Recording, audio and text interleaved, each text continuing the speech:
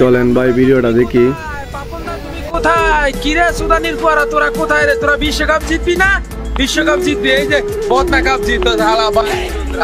এই টিম নিয়ে তোমরা বিশ্বকাপ জিততে যাও না? তোমরা বিশ্বকাপ না, তোমরা বদনা কাপ জিতবে, বদনা কাপ। তোরা এই টিম নিয়ে যাও। সাকিব দাদা তুমি কোথায়? হাতুড়ি সুদানির পর তুমি কোথায়? আমাদের ভালো ভালো প্লেয়ার গুলারে বাদ দিয়া এই টিম নিয়েছ। বাহ, বিষয়গুলো কত হাস্যকর। আগে বাংলাদেশ টিমটা কত ভালো ছিল তামিমের নেতৃত্বে। ইভেন আমরা সাউথ আফ্রিকা যাইয়া আমরা ম্যাচ জিততে আসছি, সিরিজ জিততে আসছি, এ বদনা কাপ জিতি। পুরো বাংলাদেশ টিমটা খেয়াল আইছে। যদি বাংলাদেশ টিম বাঁচাইতে চাও তাহলে পাপনের পদত্যাগ চাও, নামনুদার পদত্যাগ চাও, আর ওই যে হাতুড়ি সিং আছে না, ওর পাশে লাঠি হাতে আইকে ধরায় শ্রীলঙ্কা পাঠাও। কারণ বাংলাদেশ টিমটা ধ্বংস করার জন্য আসছে। আপনারা একবার ভাবছেন আজকে যে খেলা হয়েছে এটা কি কেউ কইবে এটা বিশ্বকাপের খেলা? আর আজকে বাংলাদেশ প্লেয়ারদের যেইভাবে খেলছে কেউ বলবো এটা একটা কোনো বিশ্বকাপের ম্যাচ? বিশ্বকাপের ম্যাচ না, এটা ছিল হলো ফাজলামি একটা ম্যাচ।